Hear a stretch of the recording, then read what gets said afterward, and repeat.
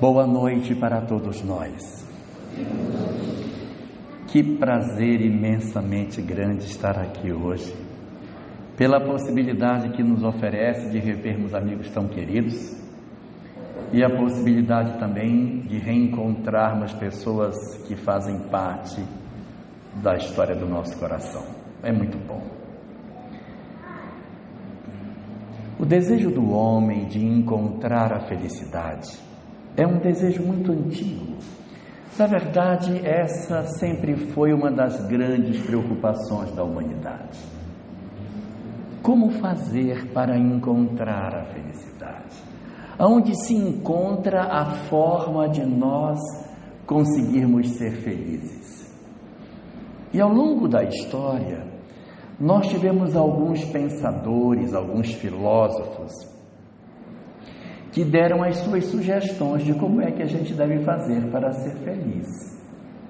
Nós temos um grupo de filósofos lá na época da Grécia Antiga que pertenciam a uma corrente chamada hedonismo.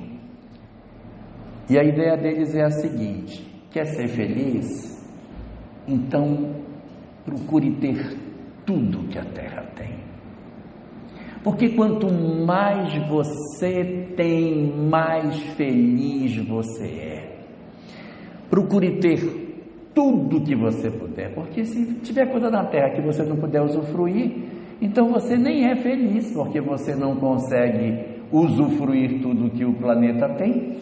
Então tenha a casa mais bonita, o carro mais bonito, o marido mais bonito, o corpo mais bonito. Seja a pessoa para ter tudo de melhor, para você ter tudo muito, para que você seja olhado pelas pessoas e você poder dizer: eu tenho tudo que eu quero, eu sou muito feliz porque eu tenho tudo que eu preciso. E a vida seria, dentro dessa corrente filosófica, apenas uma busca da gente encontrar, usufruir do que a vida possui.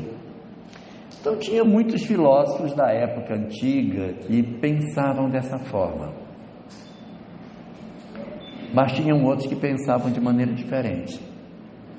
Havia um filósofo desse mesmo período e perguntaram para ele também. O nome dele era Diógenes. Diógenes, o que eu faço para encontrar a felicidade?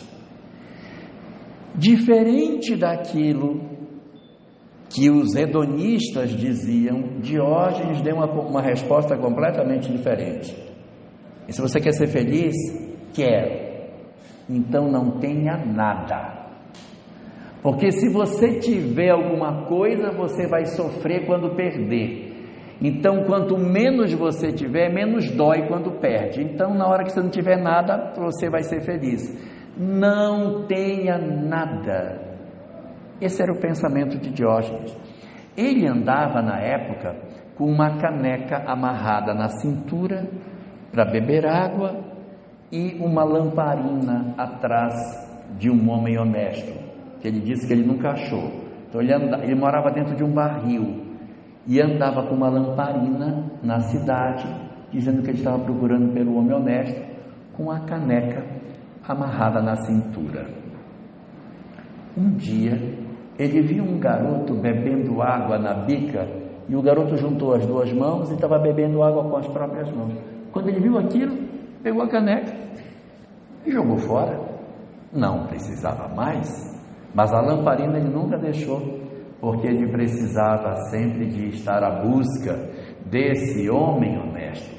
Então é uma confusão isso, porque os hedonistas, eles diziam o quê? Que felicidade é ter.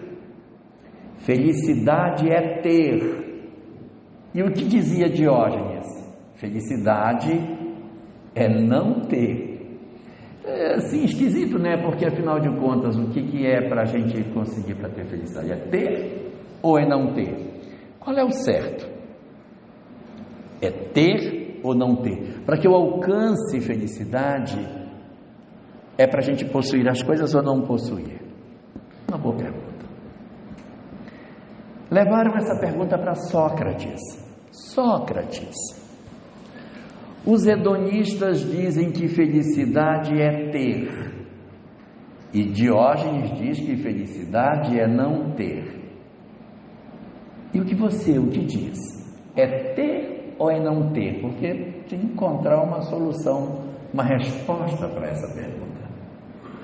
E Sócrates respondeu: felicidade não é nem ter e nem é não ter. Felicidade é ser. E às vezes a gente pensa que ele falou isso, que ele quis rimar, né? Ter, não ter, ser, rima. Então ele deve ter feito assim para rimar, mas não é, porque no grego não rima, as palavras são outras. E o que ele quis dizer com felicidade é ser? Porque é tão estranho assim, olha, você quer ser feliz, então seja. E as pessoas às vezes acham que é assim: você quer ser feliz, então seja feliz. Mas não é esse o sentido que ele colocou. Se você quer ser feliz, então não é nem ter nem não ter. A resposta é ser. O pensamento de Sócrates era o seguinte: era que nós fôssemos aquilo que a vida nos pede para que sejamos. Então eu pergunto para uma pessoa: Renata, você é mãe? Aí ela vai dizer: sou. E eu digo para ela: então seja, mas seja com toda a intensidade que você puder, porque é isso que faz a felicidade, é a gente se entregar para aquilo que a vida pede. Aí eu pergunto de novo: Renata, você é avó?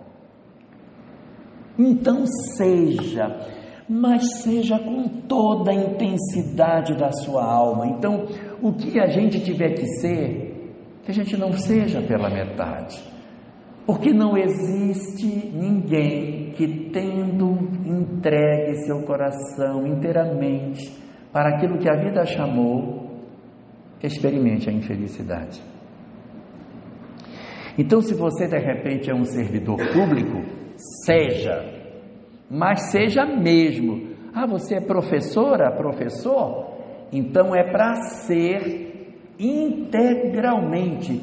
Essa coisa de dizer: eu sei, eu sou, mas eu sou meio assim, eu tenho uma preguiça tão grande. Isso gera infelicidade.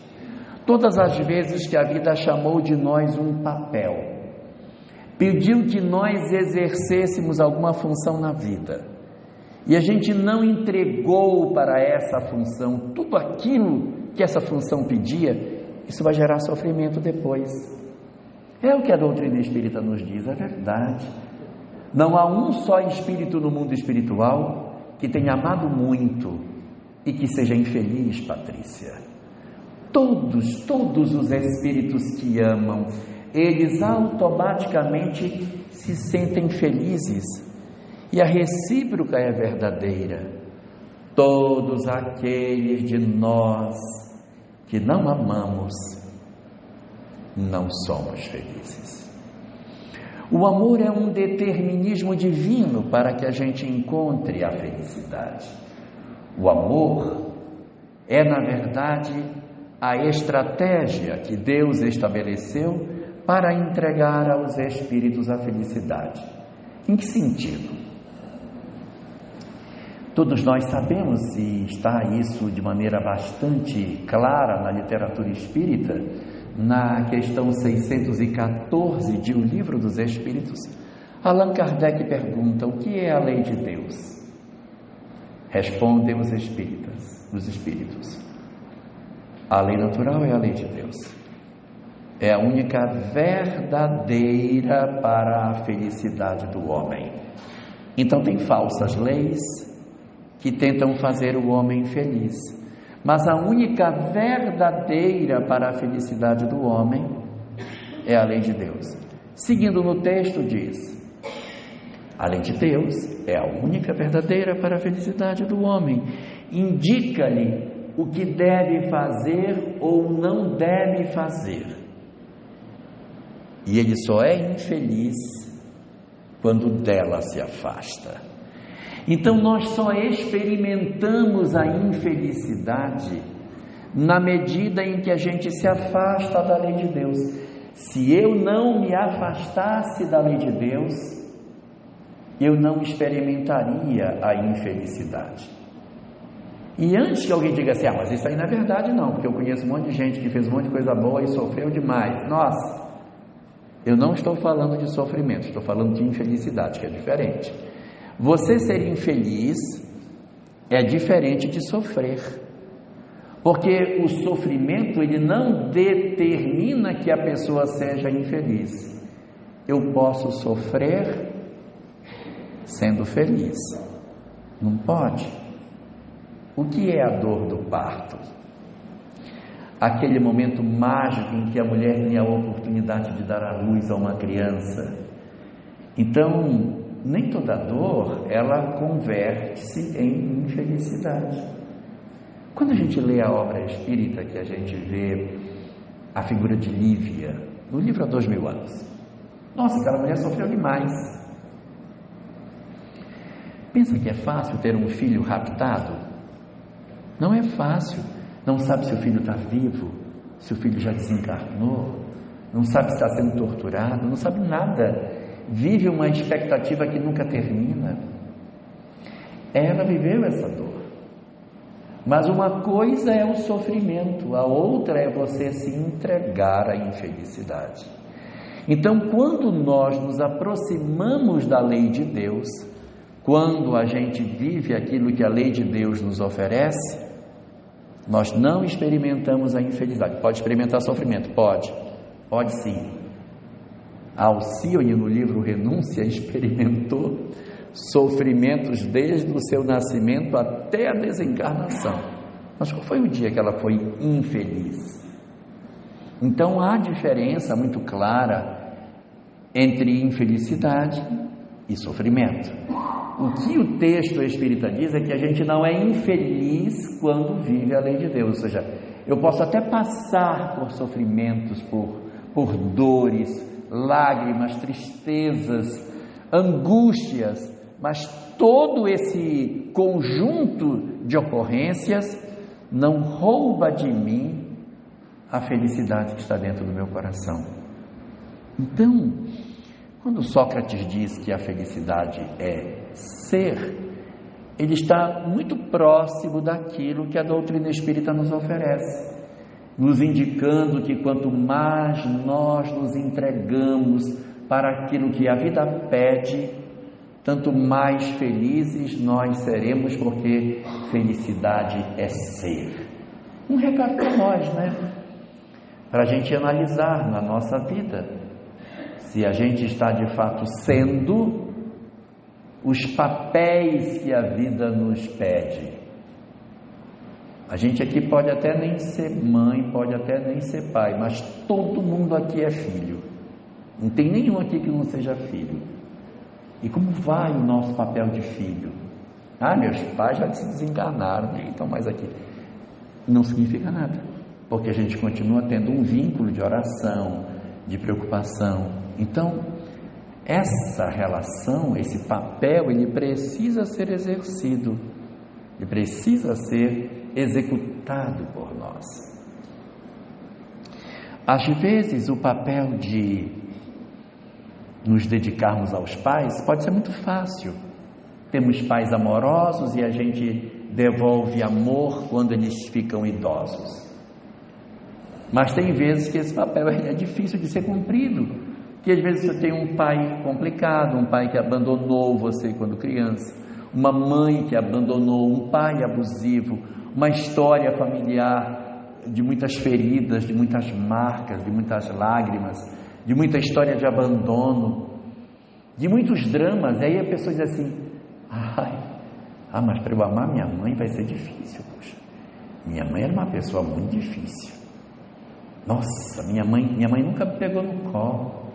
Minha mãe nunca me deu um beijo, minha mãe nunca passou a mão em mim, minha mãe só cobrava. Minha mãe era uma mulher dura, cobradora, que fazia pressão em cima de mim, num típico processo das chamadas mães narcisistas, que são as mães que exploram os filhos o quanto podem, só em favor delas, e usufruem tudo que são capazes de fazer. Meu Deus, como que eu vou já amar minha mãe? Que nem vai ser tão difícil. Tão difícil, meu pai nem conhece meu pai, nunca vi meu pai. Como é que eu vou amar meu pai? Pois é. No mandamento de Moisés, da lei de Deus, está escrito assim: honrarás teu pai e tua mãe, para que se prolonguem os dias na terra que o Senhor, o vosso Deus, vos dará. Não mandou amar, diz para honrar. Honrar pai e mãe é dar a eles honra. E como é que a gente honra pai e honra mãe? Quando somos jovens e eles são adultos, a gente honra vivendo de maneira digna, para que eles não se envergonhem de nós, para que a gente não desonre os nossos pais. Viver de maneira digna, isso é uma forma de você honrar seu pai, sua mãe. Quando eles ficam idosos, que eles já não conseguem mais se cuidar, como é que a gente honra pai e mãe? Cuidando. De repente eu não tenho condição assim, de amar mesmo, mas eu tenho o dever de cuidar, dever de não deixar a pessoa abandonada. Então é uma necessidade para o desenvolvimento dos nossos sentimentos, cuidar dos nossos idosos, para que eles não fiquem nas nossas casas jogados no chão, abandonados ali como se fosse um traste velho, com sede e sem conseguir pedir água, com a fralda suja, sem que ninguém vá lá para trocar, levá-lo para pegar sol e não esquecer de tirar do sol e botar para dentro, porque às vezes a gente coloca no sol e só vai lembrar de tarde que ele está lá. Então é pôr no sol, tirar do sol, ter paciência na hora de comer. Às vezes já tem Alzheimer, é uma dificuldade, você coloca na boca, ele não come, e ele chuta a colher, ele ofende você, ele lhe cospe, ele lhe chuta, e grita com você, e aí tem que ter paciência. Aí se nós não temos paciência, e assim, eu não estou querendo ser fatalista, mas a perspectiva do Alzheimer é que as pessoas elas piorem cada vez mais, elas desencarnem. Então aquele processo ele vai acabar, viu? Dizer, eu não aguento porque a pessoa daqui a 20 anos não vai demorar 20 anos. Você não vai demorar 20 anos com um pai ou uma mãe com Alzheimer. Demora bem menos tempo do que isso.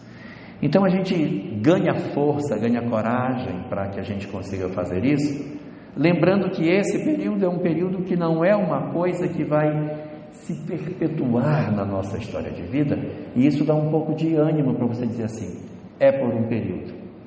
O prognóstico do Alzheimer é um prognóstico assim bem duro, de que a pessoa ela vai piorar progressivamente, vai desencarnar.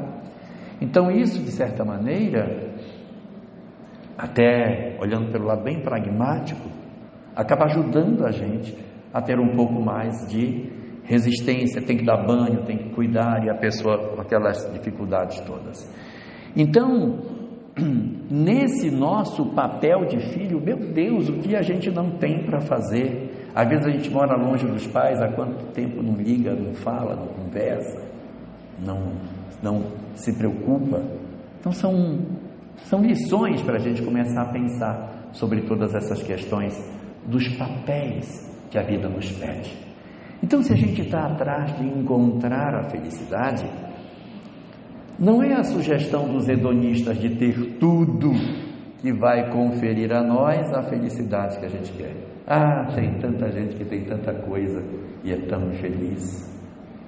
É só ver as novelas, né? O povo da novela tem tanto dinheiro que vive brigando. Então, o dinheiro ele não é uma condição de garantir para nós que a nossa família vai ser maravilhosa, igual uma propaganda de margarina, todo mundo lindo, maravilhoso. Não é verdade.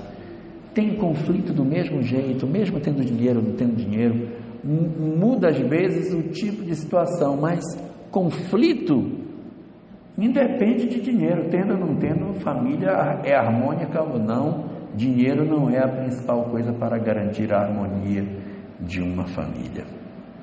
Então, a proposta hedonista, ela não é uma proposta boa. Se abraçar com tudo que tem na terra para ser feliz, isso já está mais do que provado que não dá certo, não funciona nas nossas vidas. E nem tampouco o pensamento de Diógenes, que dizia que não era para ter nada, porque, poxa, já pensou não ter nada, né? Tem que ter pelo menos um pouquinho, pelo amor de Deus.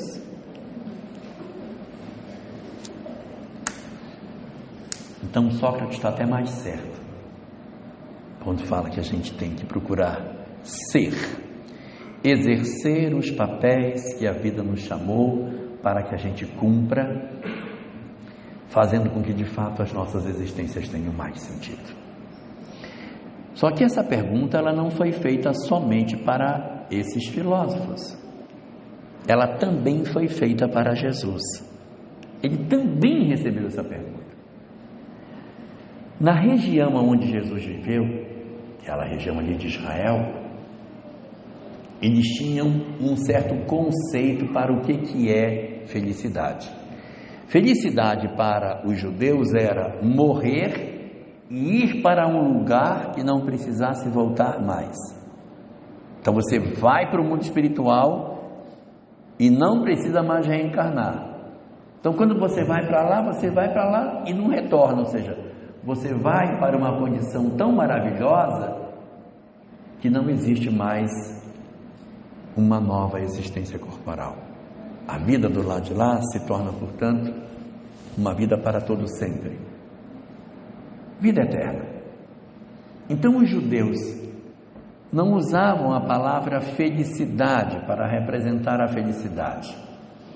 Eles usavam uma outra palavra, uma expressão. Eles chamavam de vida eterna. Enquanto para Sócrates, para os hedonistas e para Diógenes se perguntou o que eu devo fazer para alcançar a felicidade, a pergunta feita para Jesus, que tem o mesmo sentido com outras palavras, foi: Mestre, o que devo fazer para alcançar a vida eterna? Quem faz esta pergunta é um doutor da lei. Não era, na verdade, um homem ignorante. Era alguém que sabia muito bem o que estava perguntando. Só que naquele período da história, os rabinos adoravam discutir um com o outro. Eu penso assim, eu acho isso, eu acho aquilo. Eles perdiam um tempo da vida discutindo. Não, na minha visão é tal coisa, e na minha visão é tal coisa. Eles adoravam essas discussões filosóficas que não levavam a nada. Então eles gostavam de ficar um testando o outro. O que você acha? Eu acho isso. Não, mas eu penso assim. Olha o que está escrito aqui, olha o que está escrito ali. E ficava nessas coisinhas, essas miudezinhas, teimando em cima de texto. Então o doutor da lei procura Jesus e faz essa pergunta para ele. O doutor da lei é um cara que conhece a lei muito bem. Mestre, o que devo fazer para alcançar a vida eterna? E Jesus, ao invés de responder, devolve a pergunta com uma outra pergunta, uma técnica muito usada por Sócrates, chamada maiêutica, aonde a pessoa pergunta e eu, em vez de responder, pergunto uma coisa para ver se a pessoa, em cima da pergunta que eu fiz, ela raciocina, né? Você viu minha chave? Você guardou? Né? Você guardou? Não, né? Então, quando ele pergunta para Jesus, o que eu devo fazer para alcançar a felicidade? Ou seja, o que eu devo fazer para alcançar a vida eterna? Jesus não responde para ele. Jesus devolve a pergunta dizendo: o que é que está escrito na lei? Como é que tu lês? Então ele pergunta para esse doutor da lei para que ele diga como é que ele enxerga que tem que ser. E o doutor da lei dá uma resposta espetacular para Jesus. A resposta dele realmente é show de bola, porque ele responde com uma coisa que não está assim na lei de Moisés. Ele dá uma resposta em que ele pega um pedaço que está lá no livro de Deuteronômio, que é o último dos livros, e dá um pedaço no livro de Levítico. Ele pega 2 textos que não estão próximos. É como se a pessoa juntasse um pedacito daqui com um pedacinho dali e dissesse: a resposta é essa, conjugando 2 pedaços completamente diferentes de uma mesma história. E o doutor da lei responde dizendo isso para ele, juntando 2 pedaços. Ele diz: amarás o Senhor teu Deus de toda a tua alma, de todo o teu coração, de toda a tua força, de todo o teu entendimento, e ao teu próximo como a ti mesmo. Essa coisa de amar a Deus, ela só existe no último livro de Moisés. Nos outros 4 livros dele não aparece tem que amar a Deus, tem que obedecer. Tanto no Gênesis, como no livro de Êxodo, como no Levítico, como no livro de Números, nesses 4 livros, em nenhum lugar aparece que você tem que amar a Deus. Não tem amor a Deus nesses outros livros. É só no último livro, que foi uma obra encontrada bem depois e atribuída a Moisés, que aparece essa fala, que a gente tem que amar a Deus. É uma ideia nova, amar a Deus. E lá está dito: amar a Deus de todo o teu coração, de toda a tua alma, de toda a tua força e de todo o teu entendimento. Se você não guardou, Renata, é café que fica. Coração, alma, força e entendimento. O que é amar a Deus de todo o coração?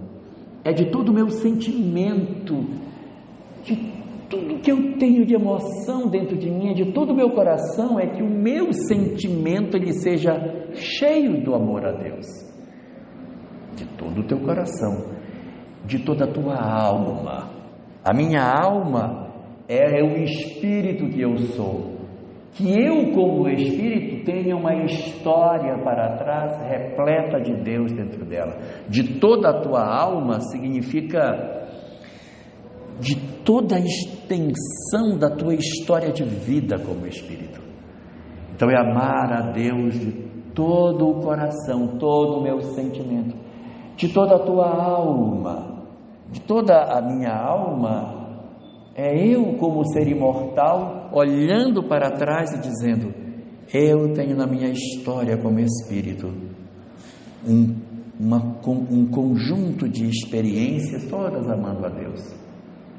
Mas não são só 2, são 4, que é café. De toda a tua força.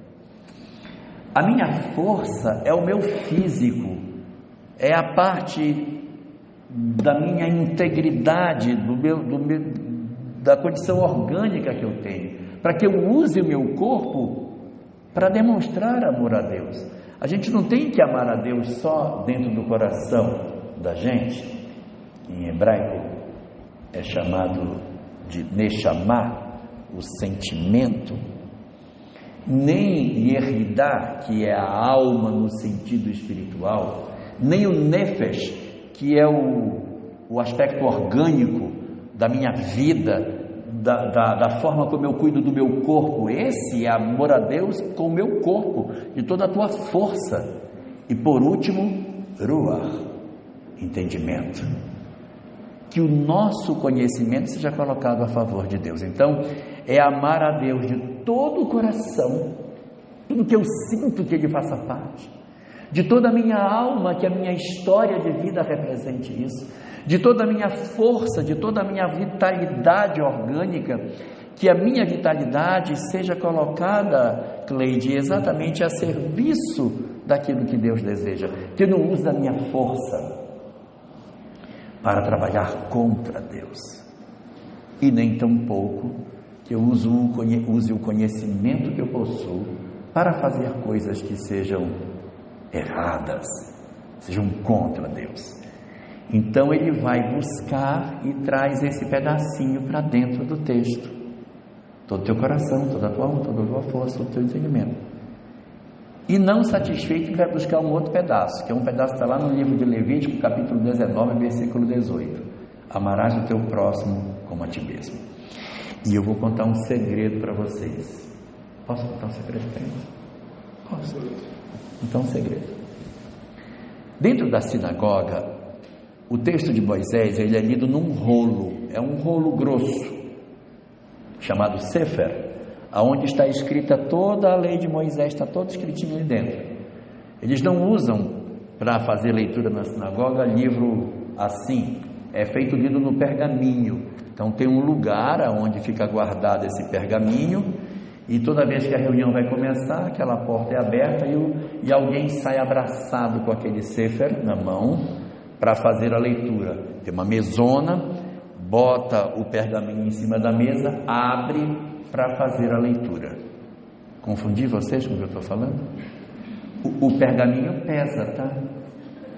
Que é feito de couro de animal, e está a lei de Moisés inteira. Quando o cara abraça aquele negócio ali, é pesado para andar com aquilo. Então, para que você possa guardar o Sefer dentro daquele armário, você não pode guardar ele torto, com um pedaço maior para um lado, porque na medida que você vai lendo, vai diminuindo para um lado e vai aumentando para o outro, né? Você vai rodando, vai lendo, e esse lado vai ficando grande e o outro lado vai ficando pequeno. Para guardar, você tem que deixar parelho, o lado direito igual ao lado esquerdo, para você carregar melhor. Então você sempre, antes de guardar, você tem que arrumar o pergaminho para que ele fique bem no meio. Se olhar assim, não, tá mais ou menos, esse lado aqui está menor que esse, então tá bom, tá certo. Então tem um lugar aonde você tem que botar o rolo, que quando você coloca nessa posição, fecha certinho, o lado esquerdo fica do tamanho do lado direito. Todo o pergaminho tem que ser assim, porque ele é todo organizado bem certinho, mesmo tamanho. E é exatamente em cima desse ponto, Levítico, versículo 19, que fica aberto o Sefer. Quando um judeu vai guardar o texto para colocar no armário, ele tem que procurar até ficar escrito bem no meio: amarás o teu próximo como a ti mesmo. Aí ele guarda. Quando ele vai tirar para começar a leitura na reunião seguinte, quando ele bota em cima da mesa que ele abre, a primeira coisa que ele lê: amarás o teu próximo como a ti mesmo. Esse versículo está bem no centro da Torá.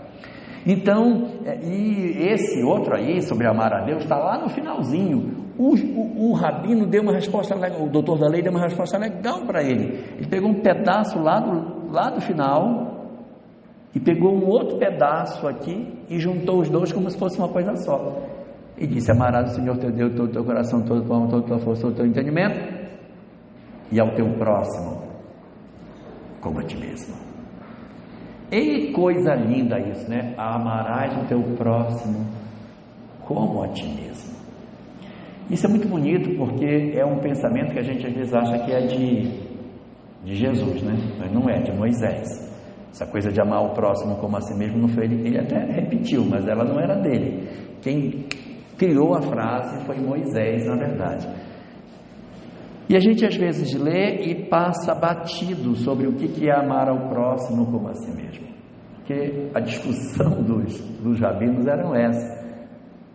Quando ele diz que ele responde isso, Jesus diz: muito bem, você respondeu muito bem, gostei da resposta, é isso aí, tá boa, gostei, provado, faze isto, quero viver a vida eterna, faze isto e viverás. Se você amar a Deus sobre todas as coisas, amar ao próximo como a si mesmo, vai viver a vida eterna.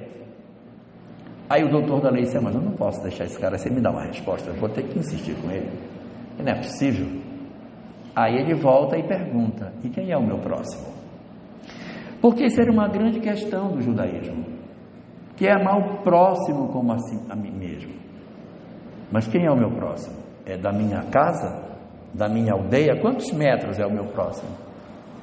O cara que mora no outro bairro é meu próximo ou não é? Porque ele não é meu próximo, não está próximo de mim. Vai até que distância? Eu tenho que andar com uma fita métrica, né? Não, você está longe, você não deve. Não, esse aqui está pertinho, vai ser meu próximo. Quem é próximo e quem não é? Quem é o meu próximo? Até que distância eu vou considerar que a pessoa é meu próximo? Aí é quando Jesus vai contar aquela parábola do bom samaritano, mostrando que não tem distância, que a questão não é essa, que o próximo, na verdade, é quem está perto de você. Então eu saio daqui, vou para a China, quem está em meu derredor é meu próximo. Então é para amar o próximo como a si mesmo. Aí eu me desloco para outro lugar, quem está ali é meu próximo. Aonde eu estiver, todos são meu próximo. E aí Jesus distende essa fala de Moisés, colocando que em vez de amar ao próximo como a si mesmo, ele muda para amar ao semelhante como a si mesmo, porque ele vai falar do samaritano. E os judeus, meu Deus, então o próximo não é próximo, é o longe também, meu Deus. Aí aquilo vira na cabeça deles um zezéu, porque eles nunca aceitaram que teriam que amar o povo com que eles guerreavam, ficava bem do lado, né? Esse não é para amar é só o que mora na minha aldeia comigo. Mas e o palestino que mora na outra aldeia aqui, que a gente todo dia se mata? Isso também e também é próximo. Não pode, pelo amor de Deus. Então ele faz uma mudança nesse conceito, alargando a ideia do amor ao próximo para o amor ao semelhante. Para o amor ao semelhante.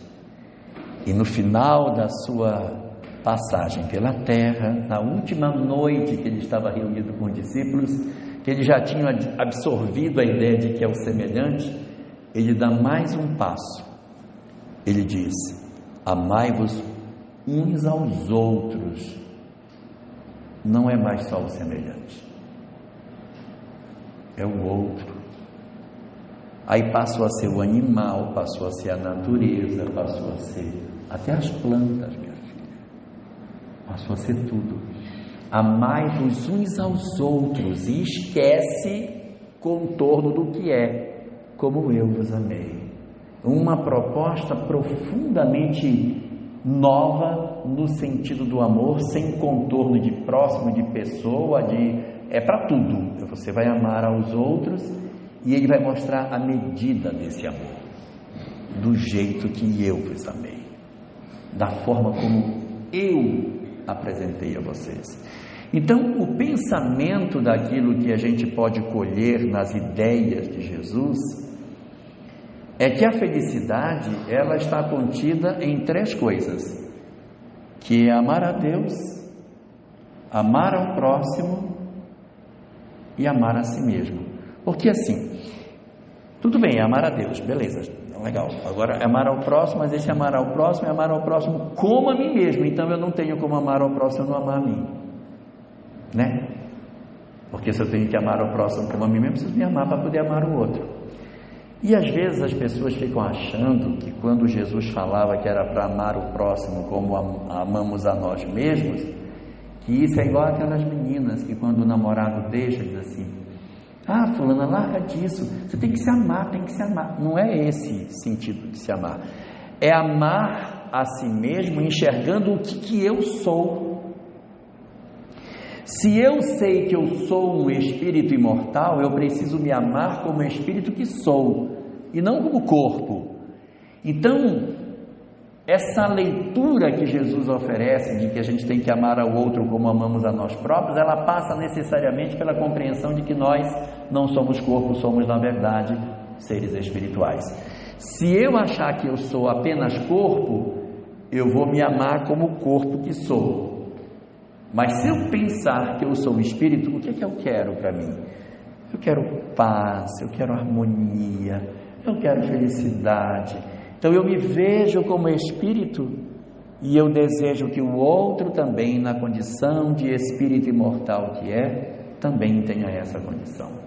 É a gente olhar para uma pessoa que está revirando lixo na esquina e dizer: ele é exatamente igual a mim. Eu não tenho nenhuma diferença em relação a ele. Nós somos iguais. Não há diferença entre essas criaturas. Eu olho todas as pessoas do planeta e digo: nós somos todos absolutamente iguais. Não há ninguém que seja inferior a mim. Eu, na verdade, sou igual a todas as pessoas, mas também não há ninguém maior do que eu. Cada um de nós é único e o amor de Deus se distribui de maneira igualitária sobre todos nós. E isso é muito belo, porque Jesus vai oferecer para nós uma visão diferente de felicidade. A visão apresentada por Jesus é uma visão voltada para o exercício do amor. Então, esquece não ter. Essa questão do ser, ele aprofunda mostrando como é que eu sou filho, como é que eu sou pai, como é que eu sou mãe, como é que eu sou profissional, amando. O amor é o elemento distintivo da nossa condição espiritual. E aqui vale uma reflexão que a doutrina espírita faz para nós, dizendo que todos os espíritos serão felizes. Todas as almas um dia serão espíritos felizes. Aí fica todo mundo feliz. Ai, meu Deus, todo mundo vai ser feliz. Então vou me encostar aqui, que na enxurrada vão me levar e daqui a pouco eu sou feliz também. Só ficar esperando, porque sai, fica ali dormidinho, no estilo do Zeca Pagodinho, né? Deixa a vida me levando, quando eu vejo eu sou feliz. Porque já que todo mundo vai ser feliz, não precisa fazer força. Não é exatamente assim. É verdade que todos seremos felizes, Zé. É verdade que seremos todos. Mas não gratuitamente. Tem um preço para alcançar a felicidade. E esse preço é o amor. Enquanto eu não exercitar o amor, eu não consigo encontrar essa felicidade. Eu não consigo encontrar essa felicidade espiritual, essa vida eterna. Ela só chega a mim na hora que eu consigo de fato me movimentar dentro de mim mesmo e dizer: não posso mais guardar tanta mágoa, eu preciso me resolver, eu preciso me mexer. E isso leva a gente para dentro de casa. Porque o conhecimento espírita, ele não é um conhecimento para que a gente fique brincando com a nossa cabeça com ele. Olha que bonitinho, tão lindinho, né? Não é brinquedo. O espiritismo não é brinquedo. Ele é um elemento extremamente poderoso para que eu consiga resolver os meus dramas familiares. Então é para que eu diga: muito bem, então a felicidade advém somente através do amor? Então vamos exercitar esse amor. E onde é o lugar mais adequado para que a gente experimente o amor? Dentro de casa. Mas ali é muito difícil. Exatamente por isso que ali é bom. Porque é difícil, porque é bom. Então a gente vai experimentar ali dentro. Mas meu marido é tão difícil. E daí, gente?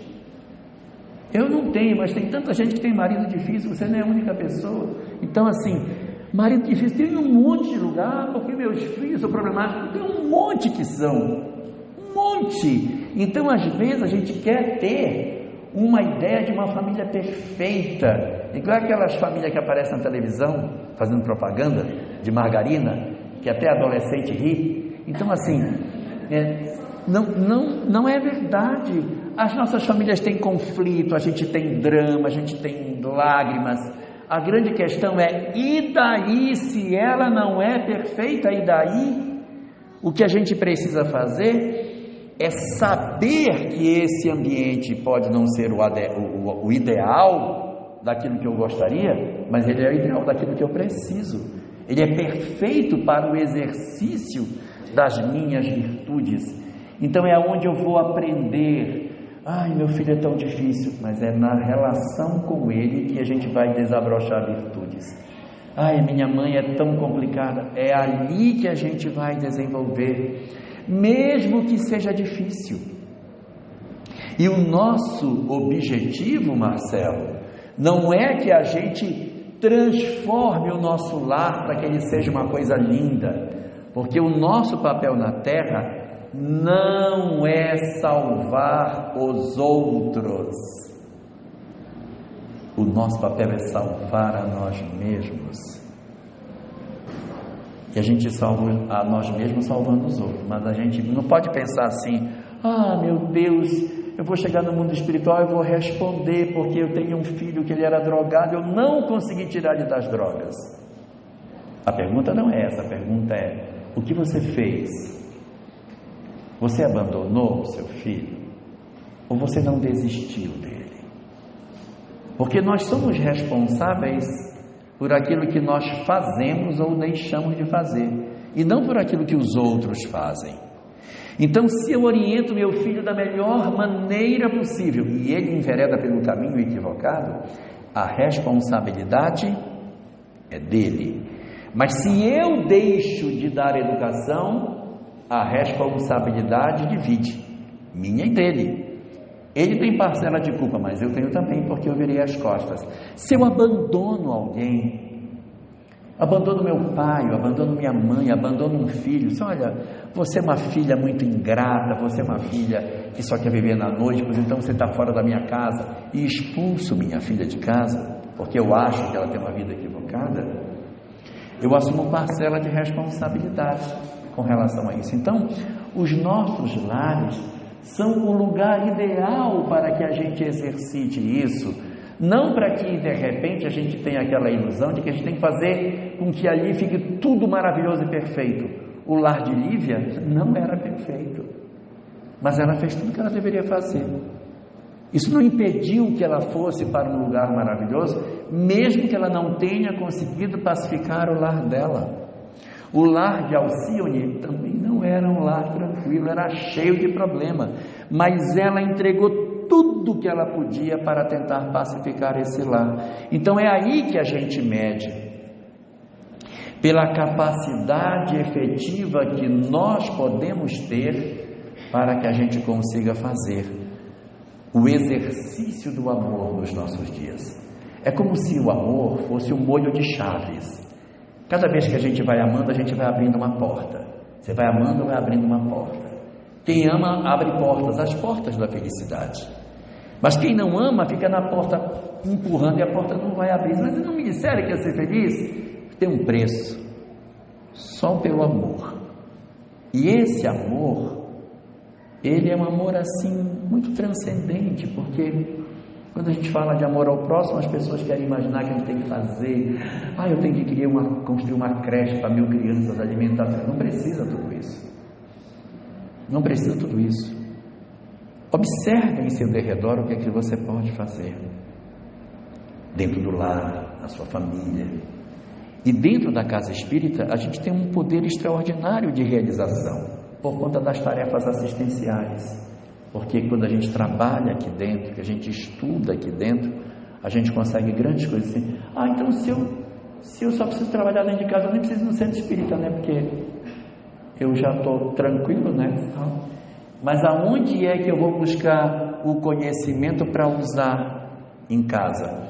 É aqui que eu venho receber a energia para poder lidar com uma família difícil, um lar problemático. A gente vem, toma um passe, faz um estudo, ouve uma palestra, das que são boas, aí ouve uma palestra e volta para casa mais motivado para o trabalho. Então é aqui que a gente reabastece as baterias. Se eu ficar lá, a bateria vai, daqui a pouco cai a bateria. Então a gente tem que se recarregar, e um excelente lugar para que a gente faça isso é dentro da instituição espírita, onde a gente pode vir para recolher isso, onde a gente faz o trabalho assistencial, que a gente se doa para as pessoas, e isso faz um bem danado para o coração da gente. Fazer o bem ao outro, meu Deus, faz bem demais, faz bem demais. Então é esse exercício que transforma as nossas vidas. E esse amor a Deus, esse amor a Deus, as pessoas às vezes pensam que é coisa ritualística, e não é. É amar a vida, amar viver, ter certeza de um amanhã, acreditar que Deus está no controle de todas as coisas, que ainda que esteja difícil, Deus está vendo. Nós vamos orar e as coisas vão melhorar. É você gostar de natureza, gostar de andar no meio andar na grama, fazer uma caminhada, não é? A pessoa sentir a natureza, amar a natureza que nos circunda, ter prazer de viver, perceber a majestade da vida, aproveitar no dia que ficar sem luz e olhar para cima e ver as estrelas. Nossa, mas como é lindo isso, que criação maravilhosa. É tudo isso que a gente consegue encontrar dentro do pensamento que é possível ler, tanto desses filósofos como o pensamento de Jesus. Mas aí o Espiritismo diz o quê? Como é que eu devo fazer para alcançar a felicidade? Cleide Medri, lê para mim, por favor. Questão 922. Está aqui. Não sei se essa letra está boa. A felicidade terrestre é relativa à posição de cada um. Que basta para a felicidade de um constitui a desgraça do outro. Haverá, contudo, alguma soma de felicidade comum a todos os homens? Ele está perguntando o seguinte: qual é a receita para a felicidade na Terra? Em síntese, é isso. O que a gente tem que ter? Então, já que a gente perguntou para os hedonistas, perguntou para Diógenes, perguntou para Sócrates, perguntou para Jesus, era bom perguntar para os espíritos também, né? E o que? Vai ler a resposta agora. Com relação à vida material, é a posse do necessário. Com relação à vida moral, a consciência tranquila e a fé no futuro. Vocês viram a resposta? São 3 coisas para que a gente consiga ter a felicidade. A primeira, a posse do necessário. Então não é nem ter tudo e nem é não ter nada, é a posse do necessário. É a posse do que eu preciso. Não ter muito, mas também não ter menos do que a gente precisa, também não dá, né? Então é a posse do necessário. Eu ter aquilo que eu preciso ter. Bacana? Segundo, a consciência tranquila, dormir no travesseiro e dizer: ninguém tem nada contra mim, não devo para ninguém está me odiando, está uma beleza. Fiz tudo que eu devia fazer, consciência tranquila. E o terceiro, a fé no futuro. Posse do necessário, consciência tranquila e a fé no futuro. Fé no futuro parece isso com o próximo, comigo ou com Deus? É com Deus. Então a fé no futuro é o amor a Deus. A consciência tranquila é saber que ninguém tem nada contra mim. Significa que eu não tenho nada a dever para o próximo. O amor ao próximo. E a posse do necessário é que eu consegui vencer as minhas imperfeições morais. Eu não tenho mais do que eu preciso. Eu me equilibrei emocionalmente porque eu descobri o que é que eu sou e eu só preciso do que é necessário para eu viver. Isso é amor a si mesmo. Então, quando Jesus disse para o doutor da lei que essa era a chave para a vida eterna, a chave para a felicidade, amar a Deus sobre todas as coisas e ao próximo como a si mesmo, os espíritos reeditaram essa resposta dizendo: a fé no futuro é o amor a Deus, a consciência tranquila, o amor ao próximo, e a posse do necessário, o amor a si mesmo. Esse é o roteiro para a vida eterna.